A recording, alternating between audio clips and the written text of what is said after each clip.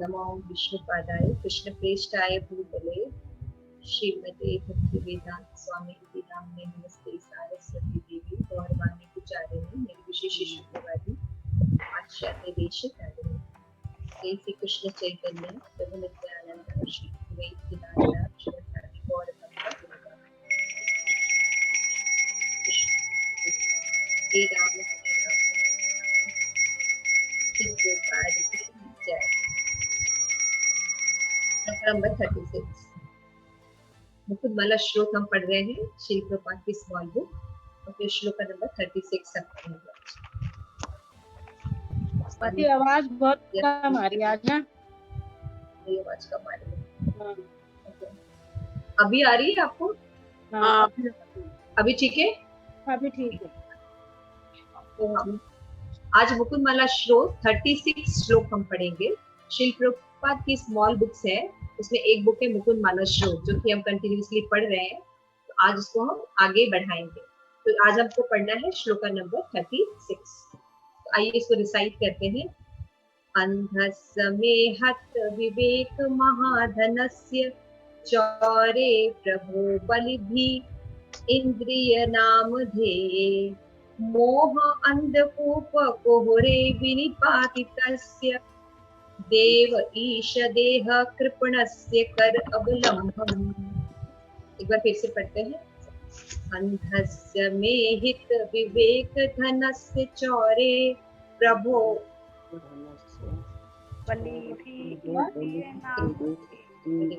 अंधस्य मे हत विवेक महाधनस्य चौरे प्रभो बलिभिः इंद्रियानामधेयः मोह अंधकूप घोरे विनिपातस्य देव ईश देहि कृपणस्य कर अवलंबनम्। इसका अनुवाद है श्री प्रभुपाद के द्वारा, श्री प्रभुपाद की जय, और श्री प्रभुपाद के भक्तों के द्वारा श्री प्रभुपाद के भक्तों की जय। हे प्रभु, मेरी इंद्रिय रूपी शक्तिशाली चोरों ने मेरे सर्वाधिक मूल्यवान संपत्ति मेरा विवेक चुरा लिया है, मुझे अंधा कर दिया है और मुझे मोह के गहरे अंधकूप में फेंक दिया है। हे देवादिदेव, अपना हाथ बढ़ाएं और इस दुष्ट आत्मा को बचाएं। बहुत सुंदर श्लोक है, देखिए इसमें आप लोगों को बहुत कुछ सुनने को सीखने को मिलेगा। तो इसको हम पढ़ते हैं। देवकी दुलाल प्रभु जी पढ़िए, एक एक पैराग्राफ सब लोग पढ़ेंगे।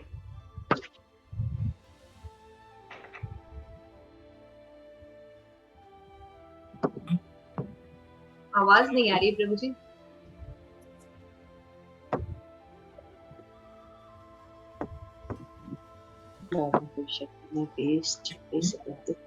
नहीं, आवाज नहीं आ रही है। कोई बात नहीं, कोई प्रॉब्लम। अदिति माता जी आप पढ़िए। हाँ जी।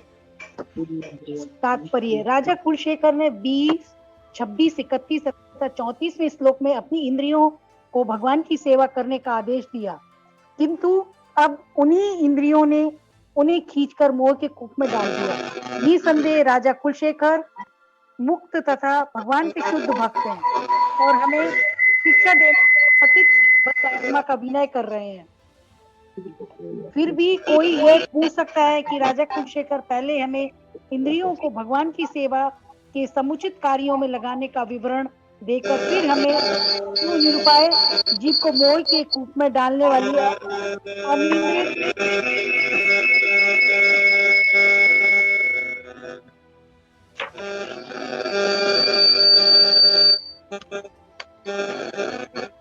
आनंद प्रताप, आपका फोन में प्रॉब्लम आ रहा है जी, तो देख लीजिए।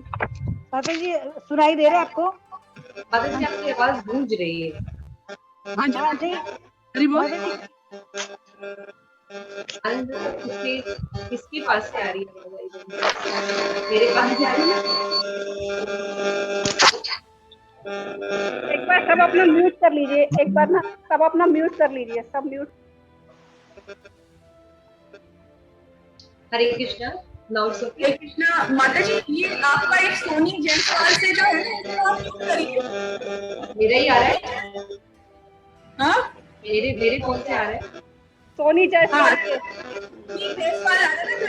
म्यूट करिए, मैं कर देता हूँ। आप करिए। हरे कृष्णा। कर दिया मैंने माता जी, अब ठीक हो गया, अब ठीक हो गया, कर दिया। अब ठीक हो गया। अदिति माता जी पढ़िए। राजा कुलशेखर मुक्त था भगवान के शुद्ध भक्त और हमें, मतलब शुरू से पढ़े माता जी? इसका अनुवाद भी नहीं पढ़ा था, अनुवाद छोड़ दिया आपने, अनुवाद नहीं पढ़ना। नहीं, शुरू से पढ़िए, अनुवाद पढ़ चुके हैं हम। हे प्रभु, मेरी इंद्रियों रूपी शक्तिशाली चोरों ने मेरी सर्वाधिक मूल्यवान संपत्ति, मेरा विवेक चुरा कर मुझे अंधा कर दिया और मुझे मोह के गहरे अंधकूप में फेंक दिया।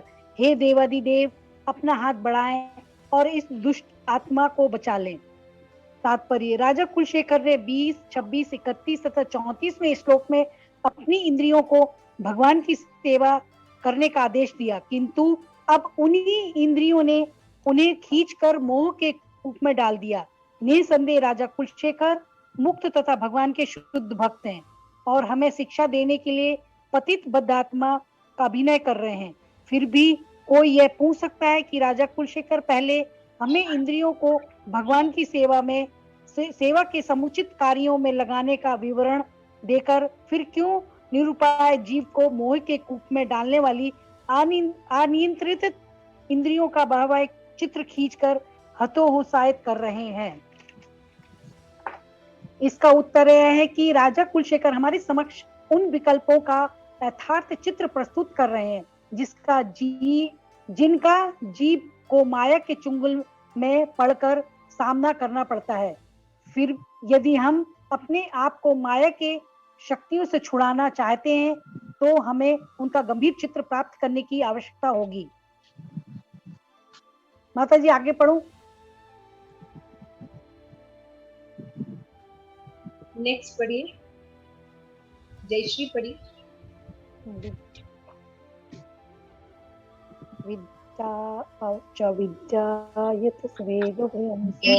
ईशोपनिषद में कहा गया है, विद्याम च अविद्याम च यद्वेदो भयं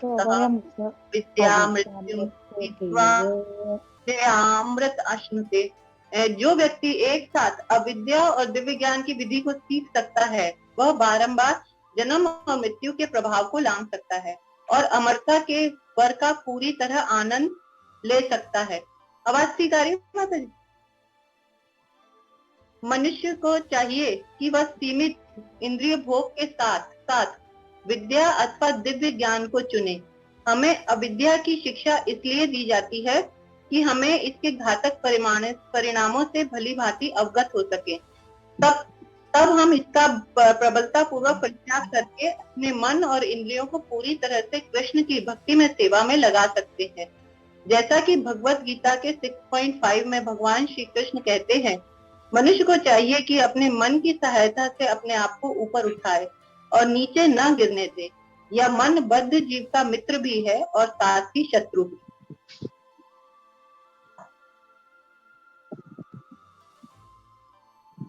यस, और भी पढ़ेगा कौन? नंदी माता जी पढ़िए।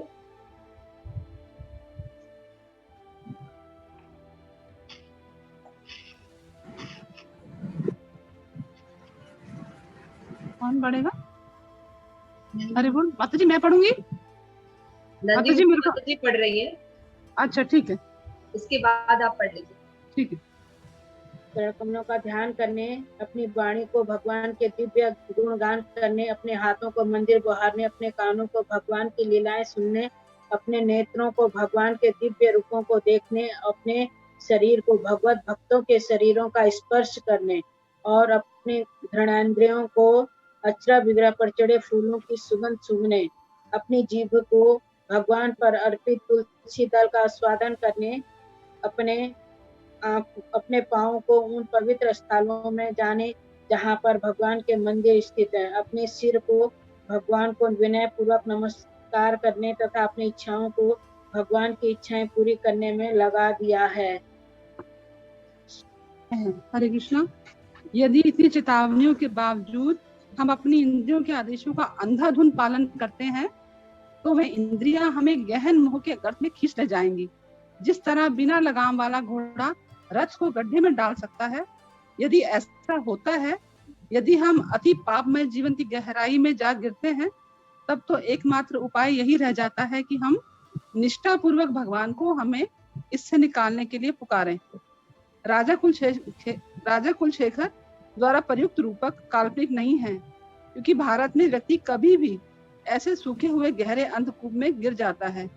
यदि वह गिरने पर बच भी जाता है तो कुएं के तल से वह अपने आप बाहर नहीं आ सकता। माता जी आगे पढ़ना, कोई और पढ़ेगा? कोई और पढ़ेगा माता जी कि मैं पढ़ूं?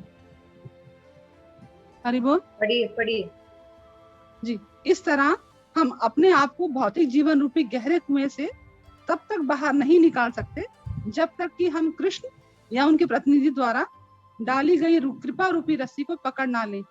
श्रील रूप गोस्वामी स्तव माला में प्रार्थना करते हैं, मन सिज फणि जुष्टे लब्ध पातो अस्मि दुष्टे तिमिर गहन रूपे हंत संसार कूपे अजित निखिल रक्षा हेतु मुद्धार दक्षाम उपनय मम हस्ते भक्ति रज्जु नमस्ते।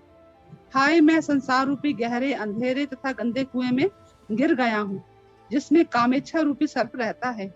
हे अजय प्रभु, भक्ति रूपी रस्सी इस प्रकार की सुरक्षा का कारण है और पतित आत्माओं का उद्धार करने में समर्थ है। कृपया यह रस्सी मेरे हाथों में थमा दे। मैं आपको सादर नमस्कार करता हूँ। इसी भाव से श्री रघुनाथ दास गोस्वामी अपने ग्रंथ मन शिक्षा में कहते हैं। माता जी पढ़ना। यस। असचेष्टा कष्ट प्रदवी कट पाशालिभिरह प्रकामम कामादीप प्रगट पथपाति व्यति करह गले बद्ध्वा हन्ने अहमिति बक भी तुमर पगने कुरु त्वं फुत्कार नवति स यथा त्वं मन इतः। काम तथा लोभ और उसके साथी लुटेरों ने मुझे पकड़कर पाप कृत्यों की भयानक रस्सियों में से मेरे गले को बांध दिया है। हे मन, तुम सहायता के लिए चिल्लाकर यह पुकारो, हे कृष्ण, हे बकासुर के हंता, मैं मृत्यु के निकट हूँ। यदि तुम ऐसा करोगे तो कृष्ण निश्चय ही मुझे बचा लेंगे। खतरे की इस जानकारी का होना स्वयं में आशीर्वाद है। यदि हम मृत्यु तथा पुनर्जन्म की विपत्ति को पास आते देखते हैं तो स्वभावतः हम सहायता के लिए कृष्ण को पुकारते हैं। किंतु यदि हम अज्ञान में पड़े रहते हैं तो हम मूर्खतावश इंद्रिय सुख भोग करने का प्रयास करते रहेंगे और यह नहीं समझ पाएंगे कि इंद्रिय तृप्ति हमें जन्म मृत्यु के चक्र में फंसा देगी। किंतु यदि हम कृष्ण को पुकारेंगे, हम पूरी समझ के साथ कि हम मृत्यु के खतरे में हैं और भगवान ही हमारे एकमात्र रक्षक है, तो समझिए कि हम बच गए। Hare Krishna. Thank you so much, आप सबने अच्छे से रीड किया। तो मैं चाहूंगी कि आप लोग अपने अपने विचार व्यक्त कीजिए कि श्लोका में आपने क्या सीखा। एक एक दो लाइन जो आपको अच्छी लगी। फर्स्ट पैराग्राफ में क्या बातें बताई गई, कौन एक्सप्लेन करेगा? यस, प्रेम पद्मिनी। हाँ, हरे कृष्ण माता जी। हाँ, हरे कृष्ण माता जी। इसमें बेसिकली ये बता है कि जैसे पहले जो राजा कुलशेखर हैं वो हमसे कह रहे हैं कि आप अपनी इंद्रियों को भगवान की सेवा में लगाइए, तो हमें ये सारा ज्ञान दे रहे हैं। उसके बाद वो ये भी बता रहे हैं साथ ही साथ कि यदि हम अपनी इंद्रियों को भगवान की सेवा में नहीं लगाएंगे तो उनकी क्या दुर्गति होगी। तो इस चीज़ के लिए भी हमें सावधान कर रहे हैं कि यदि आप अपनी इंद्रियों को भगवान की सेवा में नहीं लगाएंगे तो फिर ये कह रहे हैं कि यदि जो निरुपाय जीव को मोह के कूप में डालने वाली अनियंत्रित इंद्रियों को भयानक चित्र खींचकर हतोत्साहित कर रहे हैं, तो वो बेसिकली हतोत्साहित नहीं कर रहे हैं। बेसिकली वो चाह रहे हैं कि मनुष्य को विद्या के साथ साथ अविद्या को भी जानना होगा, क्योंकि जब तक जो है ज्ञान पूर्ण नहीं होगा, जब तक हम विद्या के साथ साथ अविद्या को भी नहीं जानेंगे। जैसे कि हम यदि दिन को जानते हैं लेकिन रात को नहीं जानते, प्रकाश को जानते हैं लेकिन अंधकार को नहीं जानते, तो हमारा ज्ञान पूर्ण नहीं कहा जा सकता। तो इसीलिए राजा कुलशेखर हमें समझा रहे हैं कि हमें जो है प्रबलता पूर्वक अपनी जो इंद्रियां हैं उनको, मन और इंद्रियों को पूरी तरह से भगवान श्री कृष्ण की भक्ति में सेवा में लगाना होगा। यदि हम नहीं लगाएंगे तो उनकी स्थिति वैसे होगी जैसे कि एक बिना लगाम वाला जो घोड़ा है, तो ऐसे घोड़े क्या करते हैं, रथ को गड्ढे में ले जाकर गिरा देते हैं। तो उसी तरह से यदि हमने अपनी इंद्रियों को बिल्कुल बेलगाम छोड़ दिया, उनके ऊपर हमने नियंत्रण नहीं किया, तो वो भी हमें अविद्या के अंधकार में ले जाकर गिरा देंगी और फिर हम मतलब उसका हमें भयानक परिणाम भुगतना होगा। और कोई एक्सप्लेन करना चाहेगा? अदिति माता जी कुछ पॉइंट्स बताना चाहेंगे? ठीक है, मैं इसको एक्सप्लेन कर देती हूँ। तो देखिए, राजा कुलशेखर श्लोका नंबर 36 हमसे प्रार्थना कर रहे हैं। क्या प्रार्थना कर रहे हैं? कि हे भगवान, हे मुकुंद, हे ऋषिकेश, मेरे साथ एक प्रॉब्लम हो गई है। क्या प्रॉब्लम हो गई है? कि मेरी बुद्धि जो है वो चुरा ली गई, क्योंकि मेरी अमूल्य संपत्ति है बुद्धि। इसका क्या मतलब है? बुद्धि चुरा ली गई है, तो अब क्या है? मन ने मेरे ऊपर अपना कब्जा कर लिया। मन बुद्धि को अपने अंडर में रखता है और जो चाहे वो कार्य कराता है। तो ये मेरी प्रॉब्लम हो गई है। मेरी बुद्धि जो है वो अंधी हो गई है, उसको चुरा लिया गया है। मेरी सबसे इंपॉर्टेंट संपत्ति थी, उसको चुरा लिया गया है। तो अब क्या हो गया है? मन जो है वो शक्तिशाली हो गया है और मन जो जैसा चाहता है वैसे इंद्रियों को अपनी इंद्रिय तृप्ति में लगा दिया। तो आप क्या कीजिए? हे भगवान, आप समर्थवान हैं, आप देख सकते हैं, है? तो आप क्या कीजिए? मेरा हाथ पकड़ के मुझे इस अंधे कुएं से बाहर निकाल दीजिए। ये राजा कुलशेखर की प्रार्थना है। तो हमारे साथ भी यही हुआ।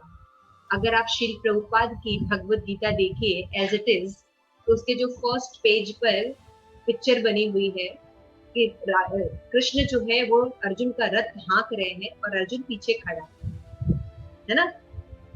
तो ये सही पोजीशन है। बुद्धि कृष्ण भावना भावित होनी चाहिए और व्यक्ति को उसके मन को पीछे होना चाहिए, आत्मा को उसके पीछे होना चाहिए, उसके अनुकरण करना चाहिए। लेकिन होता क्या है? उल्टा होता है। हम लगाम जो है वो मन को दे देते हैं और बुद्धि जो है वो मन के अधीन हो जाती है। तो इंद्रिय रूपी जो घोड़े हैं वो ठीक से काम नहीं करते, तो हमारा रथ यानी शरीर ठीक से नहीं चलेगा। तो यही राजा कुलशेखर अपनी प्रॉब्लम बताए। तो हमारी भी यही प्रॉब्लम है। हमने भी अपना विवेक खो दिया है, अपनी कृष्ण भावना भावित बुद्धि खो दी है। भगवान के साथ, भगवान कृष्ण के साथ अपने संबंध को हम भूल गए। यही हमारी भी प्रॉब्लम है। और हम क्या आ गए हैं? हम मन के बहकावे में आ चुके हैं। और इस मन ने क्या किया है? अपनी मनमानी की है, इंद्रिय तृप्ति कराई है अपनी इंद्रियों से। तो क्या हुआ है उसका हाल? ये आके हमें एक गहरे कुएं में डाल दिया, जहां तरह तरह के कष्ट हैं। हे भगवान, हे ऋषिकेश, हे देवाधिदेव, हे सभी देवों के देव, आप ही, यहाँ पे देवेश वर्ड भगवान के लिए यूज किया। आप अपना हाथ बढ़ाएं और मेरे जैसे दुष्ट आत्मा को, क्योंकि आप मेरे रक्षक हैं, मैं आपका हूँ, लेकिन मैं हमेशा आपसे ही विद्रोह कर लिया हूँ, क्योंकि मेरा जो विवेक है, बुद्धि है, कृष्ण भावना भावित बुद्धि है, वो नष्ट हो चुकी है, हो गई है। मेरी ये सबसे अमूल्य संपत्ति थी, ये मैंने खो दी है। इसके कारण मैं आपको भूल गया और अपने आप को यहाँ का भोक्ता और एंजॉयर मानने लगा हूँ और यहाँ भौतिक जगत में सुख ढूंढ रहा हूँ। लेकिन हो क्या रहा है? मैं इस कुएं में गिर गया हूँ। मैं सोच रहा था कि मैं सुखी हूँ, लेकिन मैं तो दुख में और गिर गया हूँ, क्योंकि मन जो है वो इंद्रियों का सुख चाहता है और इंद्रियां कभी भी तृप्ति नहीं होती। और हमेशा जो हम काम में लगे रहते हैं, इसलिए पाप करते हैं। तो तरह तरह के पाप और अपराध करने के कारण हम दिन भर इस भवसागर में जन्म, मृत्यु, जरा और व्याधि को भोगते रहते हैं, 84 लाख योनि में भटकते रहते हैं। तो राजा कुलशेखर प्रार्थना कर रहे हैं कि मेरा जो विवेक है, जो मेरी सबसे अच्छी संपत्ति है, वो खो गई है।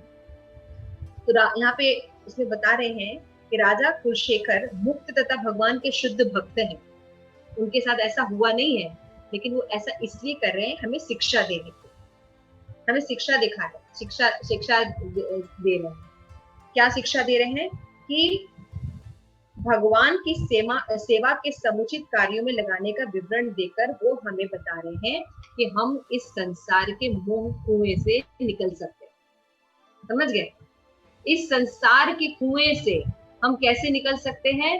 केवल मुकुंद की शरण ग्रहण करके, कृष्ण की शरणागति ग्रहण करके ही हम इस संसार के जो अंधे कुएं में गिर गए हैं निकल सकते। तो निकलने का रास्ता बता रहे हैं, कृष्ण का हाथ पकड़ना, यानी अपने संबंध को पुनः समझना कि मैं कौन हूं और मैं किसका। ये राजा कुलशेखर फर्स्ट पैराग्राफ में समझा है। उसके बाद राजा कुलशेखर कहते हैं कि मैं यहाँ पे जीव को मोह के कूप में डालने वाली अनियंत्रित इंद्रियों का भयानक चित्र खींचकर हतोत्साहित कर रहा हूँ। अगर मान लीजिए कोई ये कहे कि मैं गिर गया हूँ, इंद्रिय तृप्ति कर रहा था, मेरा जो चित्त है, मेरा जो विवेक है वो खो गया है और मन ने कब्जा कर लिया है ना, तो और इसके कारण क्या हो गया, मैं एक अंधे कुएं में गिर गया हूँ। तो लोग सोच सकते हैं कि अरे ये तो बड़ा बुरा हो रहा है, अब क्या होगा, ये तो इसको तो कुछ नहीं हो सकता। ऐसी बात नहीं है। तो राजा कुलशेखर विकल्प दे रहे हैं कि जीव अपने आप भव सागर से नहीं निकल सकता। हम जो इस दुनिया में फंसे हुए हैं और तरह तरह के दुख प्राप्त कर रहे हैं, हम हमेशा सुख का साधन ढूंढते हैं, लेकिन आप बताइए हमारे साधन ढूंढने में कितने लोग सुखी हुए? हमने यहाँ बंगला नहीं बना के यहाँ बंगला बना लिया है ना, हमने भारत में बंगला नहीं बना के अमेरिका में बना लिया है ना, हमने समुद्र के किनारे बंगला बना लिया, हमने यहाँ भी बैंक बैलेंस खोल लिया, स्विट्जरलैंड में भी खोल लिया, अमेरिका में भी खोल लिया, हमने हीरे के भी गहने खरीद लिए, हमने सोना भी खरीद के रखा हुआ है, हमने बहुत से सगे संबंधी भी बना के रखे हैं प्रोटेक्शन के रूप में। हम जहाँ रहते हैं वहाँ आसपास जो लोग हैं उनसे भी मेरी बड़ी अच्छी दोस्ती है कि अगर मेरे ऊपर कोई डिफिकल्टी आए नहीं कि वो हमारी हेल्प कर देंगे। तो हिरण्यकश्यपु की तरह ऐसे नहीं मरूंगा, मैं ऐसे नहीं मरूंगा, मैं दिन में नहीं मरूंगा, मैं रात में नहीं मरूंगा, मैं कोरोना से नहीं मरूंगा, मैं पोलियो से नहीं मरूंगा। हाँ, सारा इंतजाम हमने करके रखा हुआ है ना। और आ जाता है एक हार्ट अटैक और हम हो जाते हैं 9-11 है ना। तो हम इंतजाम तो बहुत करते हैं लेकिन होता कुछ नहीं। तो ये इसलिए राजा कुलशेखर बता रहे हैं कि इस दुनिया में जो हम फंसे हैं और हम सोचते हैं कि हम सुखी हैं, तो एक्चुअल में जन्म, मृत्यु, जरा यानी बुढ़ापा और व्याधि यानी बीमारी ये रहेगी। और इससे निकलना है हमें, तो केवल और केवल कृष्ण ही हमारी सहायता कर सकते हैं। इवन देवी देवता भी नहीं कर सकते क्योंकि वो खुद ही यही फंसे हुए हैं। तो इसलिए राजा कुलशेखर कह रहे हैं कि हम यहाँ पे फंसे कैसे। बता रहे हैं कि मेरी एक प्रॉब्लम हुई है कि मेरी जो सबसे इंपॉर्टेंट और बहुत ही बहुमूल्य संपत्ति थी, विवेक, बुद्धि, कृष्ण भावना भावित भक्ति, वो खो गई, मैं भूल गई, किसी से चुरा लिया है ना। और मैं फिर क्या हो गया हूँ, भटक गया। क्या भटक गया? मन ने मेरे ऊपर कब्जा कर लिया और बुद्धि को साइड में कर लिया। जैसा मन चाहता है वैसा बुद्धि काम करती है और बुद्धि फिर मन जैसा इंद्रियों से काम कराना चाहता है। इंद्रियां कहती हैं आज यहाँ पे पकौड़े खाने हैं, आज यहाँ पे चाट खाना है, आज यहाँ पे फिल्म देखनी है, आज इसकी शादी में जाना है, आज मेरा भतीजे के साथ ये है। 24 घंटे हम इसी में लगे रहते है ना। आज ये हो गया तो देश में ये हो गया, इसने इसके साथ ऐसा कर दिया, पूरे इसी में हमारा जो बुद्धि है, इसी में मन जो है वो लगा रहता है ना। तो क्या कर रहे हैं हम अपनी विवेक को खो दिए और इसके कारण क्या हो रहा है, मन ने जब कब्जा किया तो मन को ठीक से गाड़ी हाँकने नहीं आती है, घोड़े चलाने नहीं आते हैं, कैसे इंद्रियों को काम किया जाता है वो पता नहीं है। अब हमें गुलाब जामुन बहुत अच्छा लगता है, अब हम रोज गुलाब जामुन खाने लगे, डायबिटीज हो जाएगी है ना। शुरू में तो बहुत अच्छा लगता है लेकिन बाद में वो डायबिटीज हो जाएगी, हमें कष्ट हो जाएगा शरीर। तो इस जगत में आप जो भी कुछ करिएगा वो आपको कष्ट ही देगा, उसका रिजल्ट कष्ट, घूम फिर के कष्ट ही होगा, क्योंकि इसको भगवान ने जब बनाया तभी इसको दुख खा लेगा। तो इसलिए राजा कुलशेखर जो है बता रहे हैं कि जीव जो है माया के चंगुल में फंसा हुआ है और केवल कृष्ण ही उसको बचा सकता है। इसलिए जीव को जो इस भौतिक जगत में आ गया है, दोनों तरह की विद्याओं का ज्ञान देना चाहिए। तो हम कहेंगे जब हमें विद्या मिल गई, पता चल गया मैं आत्मा हूँ, भगवान का दास हूँ और भगवान की सेवा करना ही मेरी शाश्वत व्यवस्था है और मैं उसी तरह प्रसन्न रह सकता हूँ, तो ये तो मिल तो गया। इससे अविद्या को जानने के लिए क्यों जाना चाहिए हमें? बिल्कुल जाना चाहिए। हमने ये तो समझ लिया कि मैं भगवान का कृष्ण दास हूँ, मैं भगवान की सेवा करूंगा तभी सुखी रह सकता हूँ, क्योंकि ये मेरा शाश्वत पोजीशन, कॉन्स्टिट्यूशनल पोजीशन है वो। लेकिन माया क्या है ना, वो कैसे अटैक करती है। जैसे हमने अभी पिछले क्लास में होमवर्क दिया था कि ब्रह्मा ने जब ये सृष्टि की थी तो 4 प्रकार की अविद्या का निर्माण किया, इग्नोरेंस। अगर ये अविद्या ना हो तो जीव इस दुनिया में नहीं रह सकता। अंधतामृष, तामृष, मोह, महामोह और तमस, है ना। मृत्यु कब है? क्रोध, देहात्म बुद्धि, अज्ञानता और इस मी एंड माइंड कॉन्सेप्ट। ये अविद्या जो है हमें घेर लेती है, ठीक है। इसलिए जीव क्या सोचता है, मैं ये शरीर हूँ, इसलिए वो शरीर में ही सुख में लगा रहता है। ये मेरे हैं, ये मेरे संबंधी हैं, इस तरह से शरीर को सुखी रहा जा सकता है, ऐसे बढ़ाया जा सकता है, ऐसे घटाया जा सकता है, ये योगा किया जा सकता है, ये ब्यूटी स्कीम लगाई सकती है, ये एजुकेशन दिया जा सकता है। दिन रात हम इसके पोषण में लग जाते हैं, क्योंकि विद्या क्या है कि हम ये शरीर हैं। तो ठीक है, हमें नॉलेज मिल भी गया है कि हम आत्मा हैं, लेकिन फिर भी अविद्या के जो स्थल हैं वो पता होने चाहिए, ताकि हम वापस उनके लपेटे में न आए। जब हम लोग छोटे थे तो हमारे माँ बाप, जब हम पहली बार या दूसरी बार स्कूल जाते थे या कहीं जाते थे, तो हमें बताते थे अगर कहीं खो जाना तो अपना पापा का नाम बता देना, मम्मी का नाम बता देना, घर का एड्रेस बता देना, है ना। ऐसे बताते थे, हमें सिखाते थे कि अगर कहीं खो जाना तो बता देना और पुलिस वाले के पास जाना ताकि वो तुम्हारे मेरी हेल्प कर सके, है ना। तो हालांकि वो पता है कि उस बच्चे को कि ये मेरे पेरेंट्स है, लेकिन अगर वो खो जाए तो उसको बताते, अविद्या के पास चला जाए तो कैसे वापस आना है वो भी पता होना चाहिए, और किसके पास नहीं जाना है वो भी बताते हैं। उसी तरह से भगवान भी हमें विद्या तो दे रहे हैं, लेकिन साथ में ये भी बताते हैं कि ये अविद्या है, यहाँ तो बुद्धि है, यहाँ मत जाए, अब मेरी सेवा में लगे, मेरे भक्तों की सेवा का एसोसिएशन कर। तो दोनों नॉलेज होने पर जीव जो है बहुत अच्छे से भक्ति कर सकता है। यहाँ पे बताया गया है कि जो व्यक्ति एक साथ विद्या तथा दिव्य ज्ञान की विधि सीख सकता है वो जन्म मृत्यु के प्रभाव को लांघ सकता है। इसलिए दोनों जानना बहुत जरूरी है। इसीलिए आप देखिए, कभी भी आप लोगों को बताया जाता है तो बताया जाता है ये करना चाहिए और ये नहीं करना चाहिए, दोनों चीज बताई जाती है ना मटेरियल वर्ल्ड में। कि ठीक है, आप बीमार हैं तो ये दवाई लीजिए, लेकिन आप ना फ्रिज का पानी मत पीजिएगा, है ना, खट्टा मत खाइएगा, ऐसा बताते हैं ना।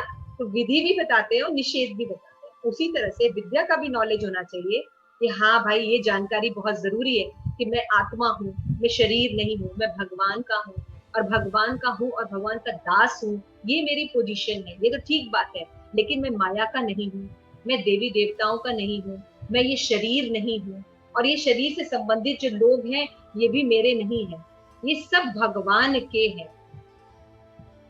तो क्या होगा, हम इन जगहों पे फंसेंगे नहीं, अपना कर्तव्य निभाएंगे। यहाँ पे वही कह रहे हैं, वही व्यक्ति फिर क्या करेगा, विद्या जानता रहेगा, अविद्या से अपना आप को बचा के रखेगा, तो जन्म मृत्यु के चक्र से बाहर निकलेगा। क्योंकि उनको विद्या है तो क्या करेगा, चैंटिंग करेगा, हरे कृष्ण कृष्ण कृष्ण हरे हरे, हरे राम राम राम हरे हरे। हमेशा वो चैंटिंग करेगा, है ना। तो जन्म मृत्यु के चक्र से निकल जाएगा, क्योंकि नियम है यम यम वापी स्मरण भावम तज्जन्ते कलेवरम तम तमे वैति कौन्तेय सदा तद्भाव भाव।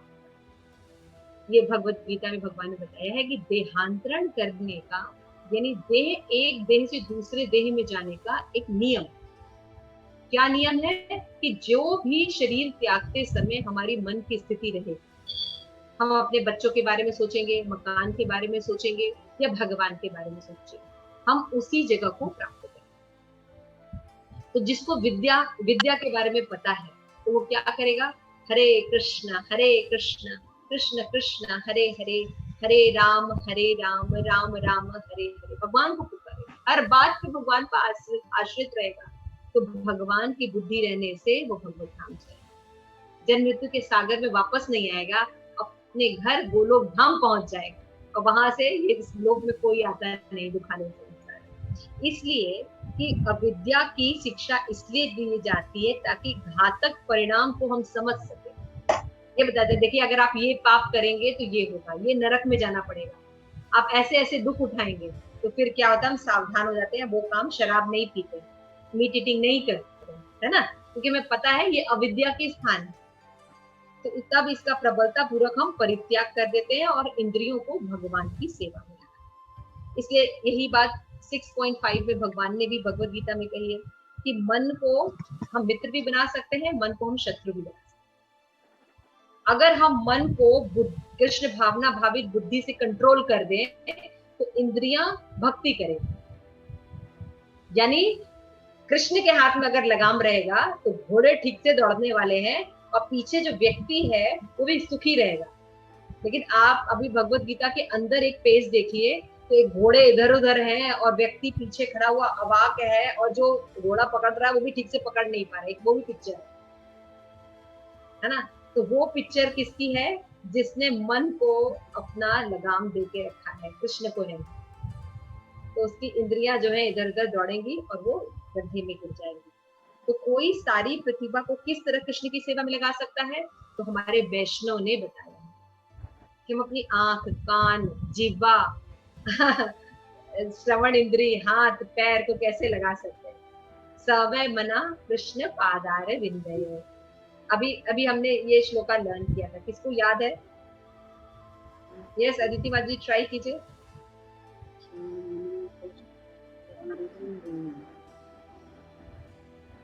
सवै मना कृष्ण पादार विंदयो, पांचासी वैकुंठ गुणानुवर्णने, करे हरे मंदिर मार्जनादेशु, श्रुति चकार अच्युत कथोदये।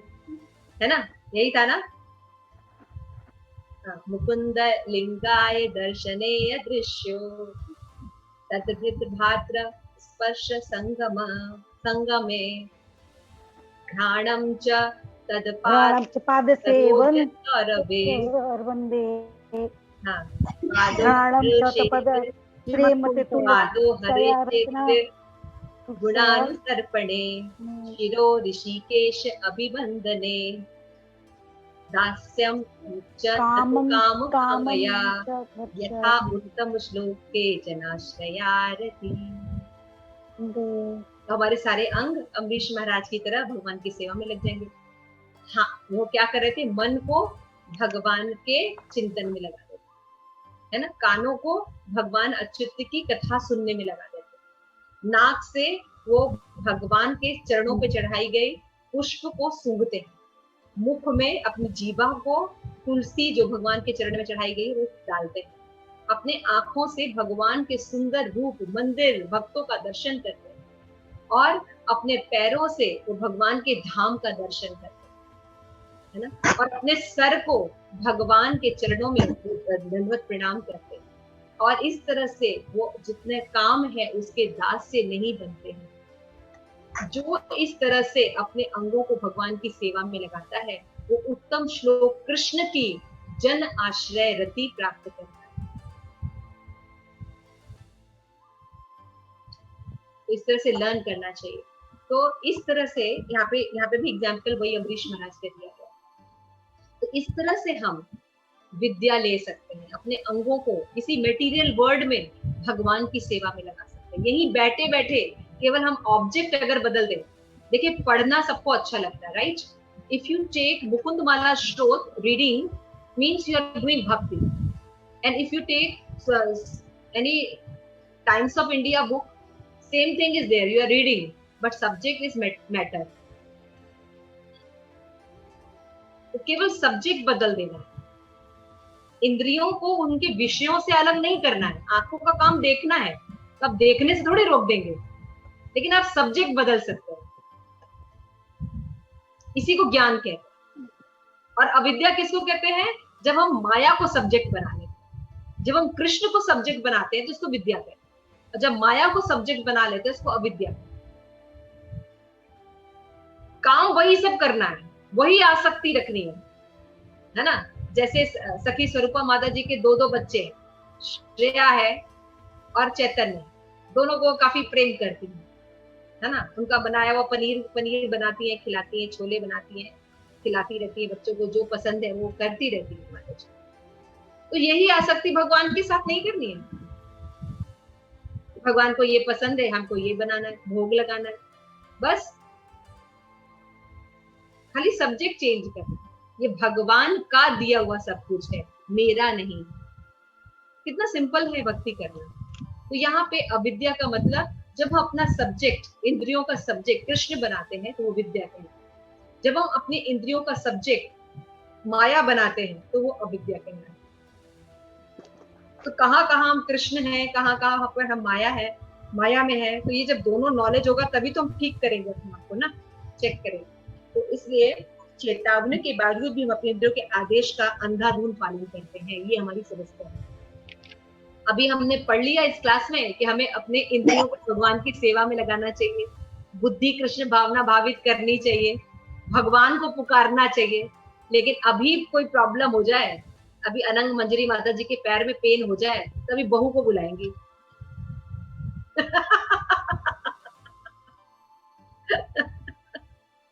है ना। लेकिन अनंग मंजरी माता जी के साथ एक अच्छा बात क्या है, इन्होंने सब्जेक्ट चेंज कर दिया है।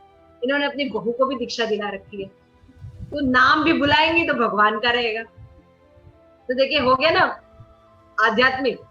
वो बुला रही है अपनी बहू को, उनके पैर में दर्द है, लेकिन उनकी बहू का नाम आध्यात्मिक है।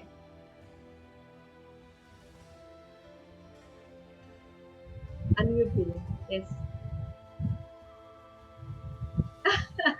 आवाज नहीं आ रही है। आनंद प्रताप बहू का क्या नाम है उनके? राधिका। राधिका। देख लो, राधिका नाम है। तो बोल, राधिका कहाँ हो, मेरे पैर में दर्द है, इधर आओ। हो गया ना अजामिल की तरह, नारायण। तो हालांकि वो राधिका अपनी बहू को बुला रही है, लेकिन राधा रानी का भी तो नाम है। तो सब्जेक्ट बदल ले। अगर हम अपने सब्जेक्ट्स बदल लें तो हम सारे काम कर रहे हैं, लेकिन हम भगवान की शरण में रहेंगे। लेकिन हम जब सब्जेक्ट नहीं बदलते, अभी यही मोना नाम होता बहू का, तो अनंग मंजरी माता जी कैसे बुलाती, मोना तेरे पैर में पेन हो रहा है, तेल लेके आ। हाँ, तो ये मटेरियल हो गया। काम वही है लेकिन सब्जेक्ट चेंज है। इससे राजा कुलशेखर ये जो रूपक बताया, राजा कुलशेखर ने ये एक प्रकार का हमें रूपक बताया कि मेरी विवेक चुरा लिया गया है ना। मैं फिर उसके बाद इंद्रियां जो है अपने मनमानी कर रही थी और अंधे कुएं में गिर गई हैं, हे कृष्ण मुझे निकालो। तो ये एक तरह का रूपक बताया है, और ये बहुत सुंदर रूपक है। हम मनुष्यों की वास्तविक स्थिति बताने, हम मेटेरियल में ऐसे ही है ना, सब्जेक्ट मैटर खाली चेंज कर। इस तरह हम अपने भौतिक जीवन के गहरे कुएं में फंसे हुए हैं। 2 एग्जाम्पल दिया गया है रूप गोस्वामी का इस तपोमाला स्रोत से, वो भी सेम यही प्रार्थना करते हैं। और मना शिक्षा में रघुनाथ दास गोस्वामी भी सेम यही प्रार्थना करते हैं, मैं फंस गया हूँ। और क्या करना चाहिए, बस बुलाओ उस ऋषिकेश को, बुलाओ उस बकासुर को मारने वाले को, वही हमें बचा सकता। तो नॉलेज होना चाहिए कि किसको पुकारना है। इसको कहते हैं आश्रय तत्व। हमको किस पर डिपेंड रहना है ये पता होना चाहिए।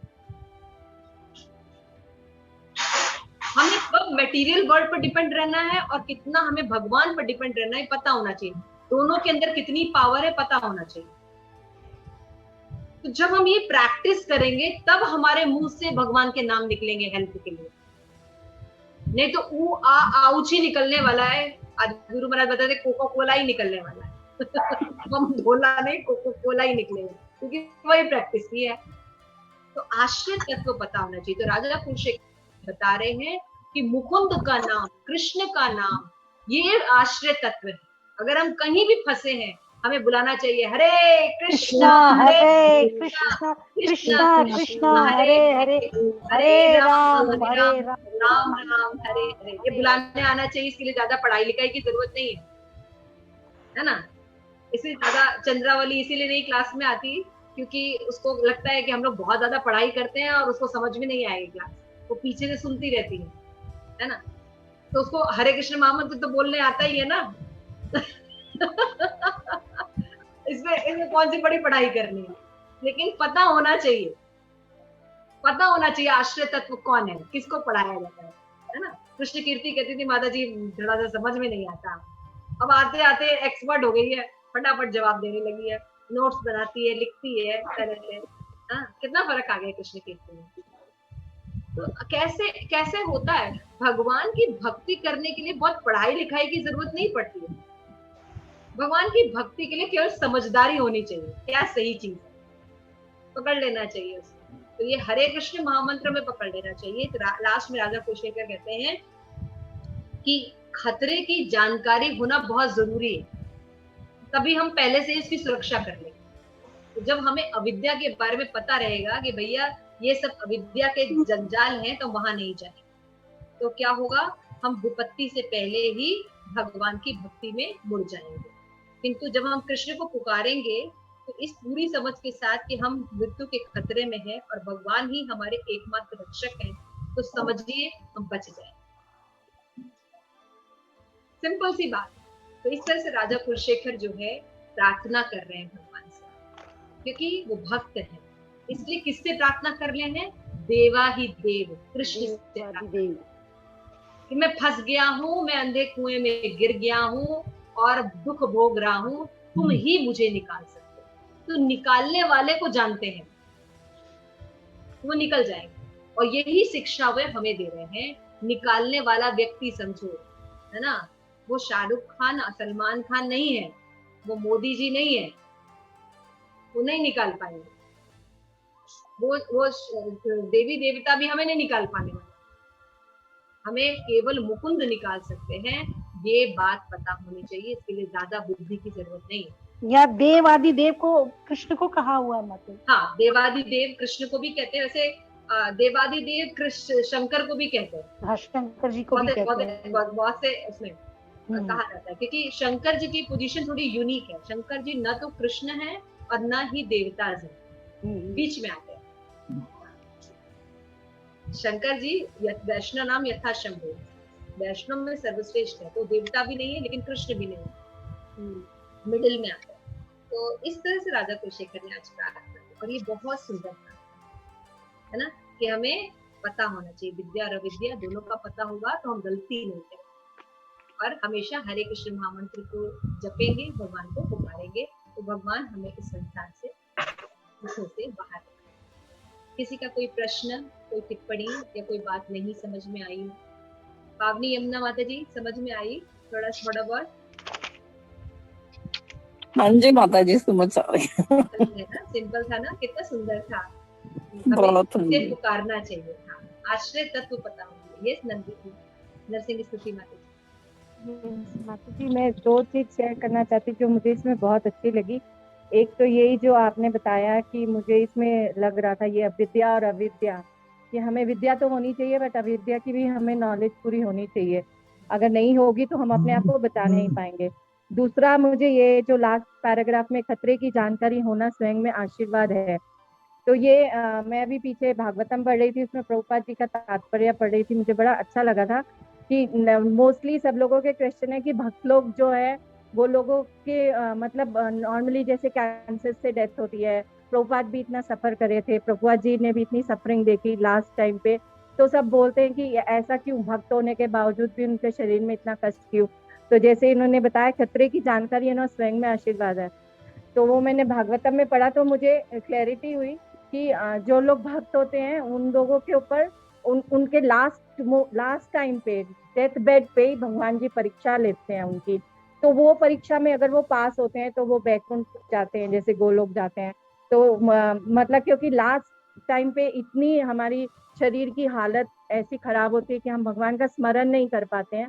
तो लेकिन जो लोग भक्त होते हैं वो लास्ट टाइम भी भगवान का स्मरण कर पाते हैं, क्योंकि उनका पूरा जीवन भक्ति में निकलता है। जैसे प्रभुपाद जी का भी हमने लास्ट डेथ बेड की वो देखी हुई है वीडियो। प्रभुपाद लास्ट टाइम पे भी सबको बोल रहे थे कि प्लीज रिकॉर्ड, कि मेरी आवाज को रिकॉर्ड करो।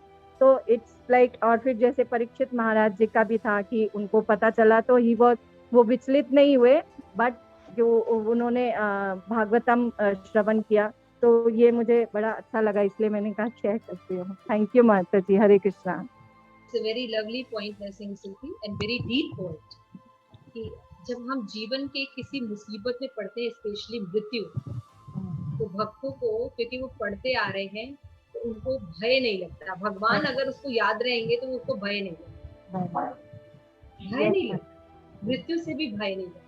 इसलिए आप लोगों से रिक्वेस्ट है कि आश्रय तत्व को अपने पकड़ के रखें। ज्यादा जानकारी नहीं भी हो तो हरे कृष्ण महामंत्र हमेशा मुंह से निकलना चाहिए। और किसी को कुछ बोलना है इस क्लास में? ओके माता जी, thank you so much. Yes anybody? Yes Aditi. माता जी आप कह रही है अविद्या के बारे में डिस्कस करेंगे, थोड़ा बताइए अविद्या के बारे।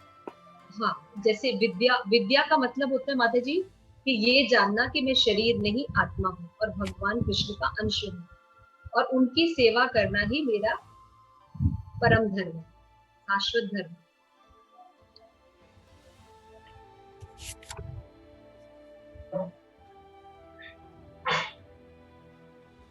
और अविद्या है मैं ये शरीर हूँ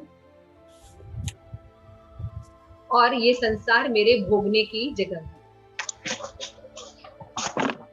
ये अविद्या। मैं और मेरा कॉन्सेप्ट, मैं भोगता हूँ, मैं ये शरीर हूँ और ये दुनिया मेरे एंजॉयमेंट के लिए, ये अविद्या है। मैं भोगता हूँ और मैं ये शरीर हूँ और ये दुनिया में जो चीजें हैं वो मेरी इंद्रिय तृप्ति के लिए, एंजॉय करने के लिए। इस दुनिया में जो भी चीजें हैं मेरे एंजॉय के लिए, ये दो कॉन्सेप्ट। और किसी को एक्सप्लेन करना है अविद्या के बारे में? माता जी हरे कृष्णा। यस माता जी। माता जी वो 4 बताए थे ना आपने अविद्या के, वो एक बार दोबारा रिपीट कर। ब्रह्मा ने जब क्रिएशन किया था श्रीमद् भागवतम में, मैंने प्रेम मंजरी श्लोक वो दिया था श्री सखी ग्रुप पे।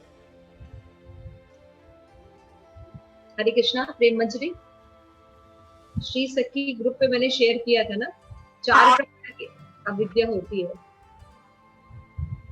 आप लोग को होमवर्क भी दिया था ना करने के लिए? वो होमवर्क भी दिया था। हाँ दिया था, वो उसमें होगा, श्री सखी पे मिल जाएगा। श्लोक का नंबर कितना है कुछ याद है? तीसरे अध्याय का, 1 सेकंड में देखिए बता दो। तीसरे अध्याय का है, 1 मिनट। हाँ तीसरे अध्याय का तो है, लेकिन श्लोक का नंबर नहीं पता। एक श्रीमद् सेकंड में भागवतम में बताया है कि अविद्या जो होती है वो 4 प्रकार की होती है, 5 प्रकार की होती है। ताम्रिश, अंधताम्रिश, तमस, महामोह। अंधताम्रिश, ताम्रिश, तमस, महामोह, मोह, ये 5 प्रकार की अविद्या होती है। अंधताम्रिश का मतलब होता है मृत्यु का भय होना। ताम्रिश का मतलब होता है फ्रस्ट्रेशन, क्रोध होना, मृत्यु से उत्पन्न, हताशा से उत्पन्न क्रोध होना। तमस का मतलब होता है इग्नोरेंस, अज्ञानता, मैं ये बॉडी हूँ, ये 3:20:18 का है। हाँ 3 कैंटो 3 चैप्टर 20 और 18 श्लोका 3:20:18 भागवतम 18 3:20:18 यस भागवत का। हाँ भागवतम का श्लोक। इसमें बताया गया कि ब्रह्मा ने जब ये क्रिएशन किया था तो ये 5 प्रकार की अविद्या बनाई। अगर ये अविद्या नहीं हो तो जीव रह नहीं सकता ना इस जगत में। अगर उसको पता चल जाए तो सब भगवत धाम चले जाए इसलिए 5 प्रकार की अविद्या पहले ही बना दी कि लोग इसी में रहे। तमस, मोह एंड महामोह। मोह ये होता है, महामोह होता है देहात्म बुद्धि, मी एंड माइंड कॉन्सेप्ट। तो इस तरह से इनसे बाहर निकलना होगा। तो वो कैसे निकल सकते हैं? भक्ति के द्वारा ही निकल सकते हैं, क्योंकि भगवान ने कहा है ना भगवद गीता में, देवी ही ऐशा गुणमयी मम माया दुरत्य। इस माया से केवल मेरी माँ में भी प्रपद्यंती माया में संपत्ति, केवल मेरी शरणागत होके ही इस दुनिया से निकला जा सकता। ओनली सोल्यूशन इज हरि नाम। तो कुछ भी बात माता जी, हाँ, ये ऐसा बोलेंगे, ही है ना उसमें, ही सा बोलेंगे, क्या बोलेंगे? क्या चीज जो बोल रहे हैं देवी वाला है ना, वो देवी ऐशा गुणमयी, ही हाँ पर छोटी की मात्रा है माता जी। हाँ, ही सा बोलेंगे ना, हिंसा नहीं, ही देवी हाँ, ही देवी ऐशा, देवी ऐशा गुणमयी। ऐशा, ए फॉर एडी वाला ए है ना, ऐशा। हाँ, ऐशा ऐसा नहीं है ना, मतलब इसमें ही है ना, ही है। हाँ तो देवी ही ऐशा, हाँ वही मैं कह रही, ही है ना उसमें, ही हाँ, बोलेंगे पहले। देवी ही ऐशा गुणमयी मम माया दुरत्य। मैं वही तो बोल रही हूँ, शायद आप सुन नहीं पा रहे। देवी ही ऐशा गुणमयी मम माया दुरत्या माम एवये प्रपद्यन्ते माया में तम तरंती थे। सब भक्ति शास्त्री स्टूडेंट हो गए हैं आजकल।